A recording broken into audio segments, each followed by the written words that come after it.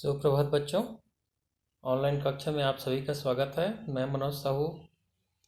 आज मैं पढ़ाने जा रहा हूँ आप लोगों को कक्षा 11वीं के विधान पुस्तक के पाठ 1 भारतीय गायिकाओं में बेजोड़ लता मंगेशकर। आइए, इसका 2 भाग हम पढ़ चुके हैं। आइए आज उसका तीसरा भाग पढ़ते हैं आगे। तो कल हम लोगों ने पढ़ चुके हैं कि लता मंगेशकर जी है, उसकी जो गायकी है वो बहुत ही बढ़िया है ना। उस संगीत की मर्यादाएं, मान्यताएं, संझटे सभी कुछ क्या है, निराली है। और चित्रपट संगीत का अलग ही तंत्र है, मतलब शास्त्रीय संगीत और चित्रपट संगीत दोनों अलग ही रहता है। चलिए आइए आगे बढ़ते हैं।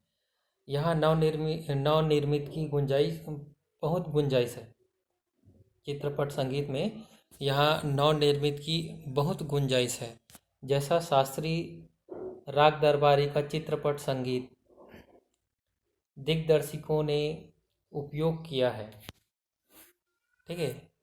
जैसा कि शास्त्रीय राग दरबारी का चित्रपट संगीत दिग्दर्शकों ने, ठीक है, राह दिखाने या उसको बताने वाले लोगों ने उपयोग किया है, उसी प्रकार राजस्थानी, पंजाबी, बंगाली प्रदेश के लोकगीतों के भंडार को भी उन्होंने खूब लूटा है ना। कहने का मतलब ये है कि उसी प्रकार, जिस प्रकार से शास्त्रीय राग दरबारी का जो चित्रपट संगीत को राग दरबारी दिग्दर्शकों ने उपयोग किया है, ठीक उसी प्रकार जो राजस्थान के राजस्थानी, पंजाब के पंजाबी, बंगाल की बंगाली प्रदेश की जो लोकगीत है ना, उसके जो भंडार है उसका उन्होंने बहुत उपयोग किए हैं। कहने का मतलब यहाँ लूटा है, मतलब उसका बहुतायत प्रयोग किए हैं या फिर उपयोग किए हैं उनके गीत संगीत को। यहाँ हमारे ध्यान में रखना चाहिए, है ना, यह हमारे ध्यान में रहना चाहिए। धूप का कौतुक मतलब आश्चर्य करने वाले पंजाबी लोकगीत रुक्ष और निर्जल। देखिए, धूप का कौतुक करने वाली पंजाब में धूप मतलब आश्चर्य की बात है, ठीक। उस और फिर आगे मतलब ऐसी लोकगीत में है। फिर रुक्ष और निर्जल, रुक्ष मतलब सूखा या जहाँ गीला ना हो, है ना, कठोर। निर्जल मतलब जहाँ जल ना हो, ऐसा राजस्थान है ना। राजस्थान सूखा ही स्थान है, इसलिए रूखा और निर्जल यूज किया गया है, शब्द प्रयोग किया गया है। रुक्ष मतलब क्या, कठोर। रुक्ष मतलब कठोर, निर्जल मतलब जहाँ जल ना हो, है ना। ऐसे राजस्थान में पर्जन्य की याद दिलाने वाले गीत, पर्जन्य क्या, बादल। पर्जन्य किसको बोलते हैं, बादल को, है ना।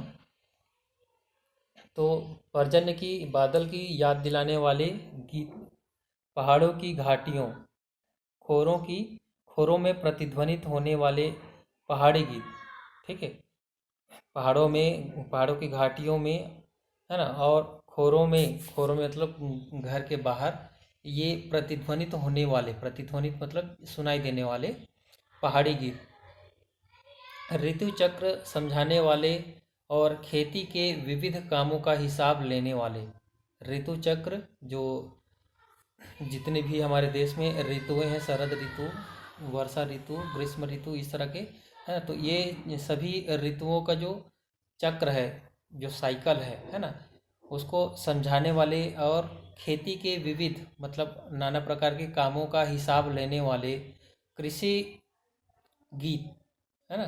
कृषि के लिए किस गीत, और ब्रजभूमि में समाविष्ट सहज मधुर गीतों का अतिशय मतलब बहुतायत, मार्मिक व रसानुकूल मतलब रस के अनुकूल, मतलब जैसे वहाँ का माहौल रहता है उसके ही अनुकूल आनंद, है ना, उपयोग चित्रपट क्षेत्र के प्रभावी संगीत दिग्दर्शकों ने किया है और आगे भी करते रहेंगे। थोड़े में कहूँ तो संगीत का क्षेत्र ही विस्तीर्ण है। विस्तीर्ण मतलब व्यापक या फैला हुआ, है ना। वहाँ अब तक अलक्षित, असंशोधित और अदृष्टिपूर्व ऐसा खूब बड़ा प्रांत है। ठीक है। वहाँ अब तक अलक्षित मतलब जो देखा नहीं गया है ना। असंशोधित जो जिसमें संशोधन नहीं किया गया है। अदृष्टिपूर्व मतलब इससे पहले कभी नहीं देखा गया है ना। ऐसा खूब बड़ा प्रांत है। तथापि बड़े जोश से इसकी खोज और उपयोग दृष्टिपथ के लोग करते चले आ रहे हैं। फलस्वरूप चित्रपट संगीत दिनों दिन अधिकाधिक विकसित होता जा रहा है। ठीक है। इसी के कारण चित्रपट संगीत जो है, चित्रपट संगीत मतलब ये जो फिल्मी जो संगीत जो है ना, वो दिनों दिन क्या होते जा रहा है, अधिकाधिक विकसित होते जा रहा है। शास्त्रीय संगीत जैसा है वैसा ही है, उसमें ज़्यादा सुधार होना नहीं है। लेकिन चित्रपट संगीत में क्या है, वो कहीं से भी कैसे भी हो लोगों का बढ़िया मनोरंजन करने के उद्देश्य से बनाया जाता है। अब उसमें वो किसी भी प्रकार का कुछ भी विषय लिया जा सकता है। ठीक है। जैसे सूखा क्षेत्र है तो वहाँ पर बादल आने की गीत, बारिश होने की गीत करने से लोगों को थोड़ा अच्छा लगेगा, है ना। और जहाँ ठंडकता है वहाँ गर्मी का एहसास कराने वाले गीत, है ना, मतलब गर्मी का मौसम आए ऐसे इस तरह के गीत, मतलब वातानुकूल, मतलब जैसे लोगों की आवश्यकता होगी, है ना, ऐसे चीज़ों का वहाँ क्या करना, उसका प्रयोग करते हैं। तो वहाँ जो लोकगीत होती है, लोक संस्कृति, उसको लेकर भी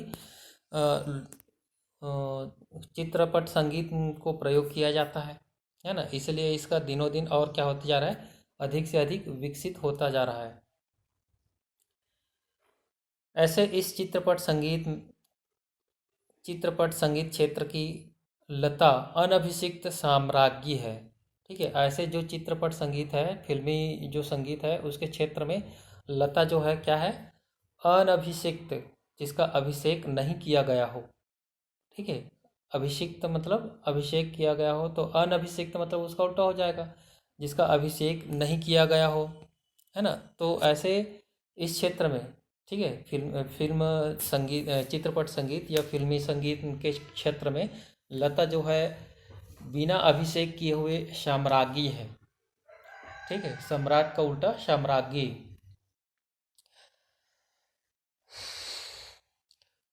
सम्राट क्या है, जो बहुत सारे राजाओं का भी राजा होते हैं, है ना, वो सम्राट, तो उसका स्त्रीलिंग साम्राज्ञी, है ना।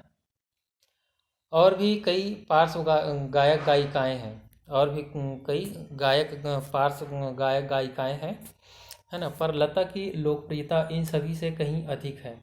उनकी लोकप्रियता के शिखर का स्थान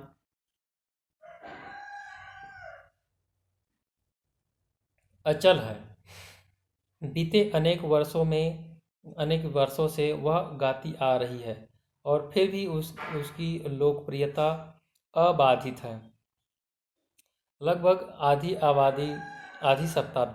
आधी शताब्दी तक जनमन पर सतत प्रभुत्व रखना आसान नहीं। लगभग आधी शताब्दी तक मतलब 50 वर्षों तक, एक शताब्दी मतलब 100 साल, और आधी शताब्दी मतलब 50 साल।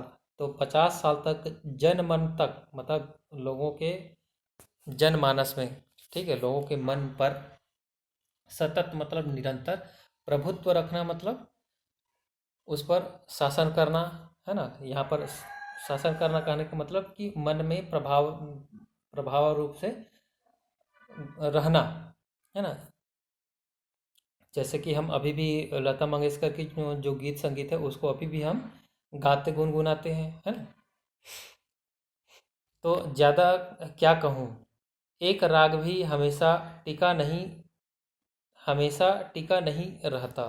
ठीक है। कोई भी एक राग है वो हमेशा टिका नहीं रह सकता।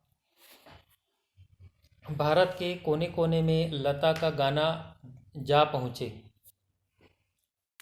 ठीक है। भारत के कोने कोने में लता का गाना जो है वो जा पहुँचे। यही नहीं, परदेश में भी उनका गाना सुनकर लोग पागल हो उठे। ठीक है, हमारे देश में ही नहीं, हमारे देश के एक एक हिस्से में ही नहीं, विदेशों में भी इसके गाने को सुनकर लोग पागल हो उठे, मतलब बहुत ज़्यादा प्रभावित हुए हैं। यह क्या चमत्कार नहीं है, और यह चमत्कार हम प्रत्यक्ष देख रहे हैं। ऐसा कलाकार शताब्दियों में शायद एक ही पैदा होता है। ठीक है, ऐसा जो कलाकार है वो शताब्दियों में, मतलब 100 साल में शायद एक ही पैदा होता है। ऐसा कलाकार आज हम सभी के बीच है। उसे अपनी आँखों के सामने घूमता फिरता देख पा रहे हैं। कितना बड़ा है हमारा भाग्य कि हम उस समय में है, उस जमाने में है जिसमें वो लता जी हैं। चलिए, यहाँ पर दो शब्द है, एक पर्जन्य जिसका अर्थ है बादल, दूसरा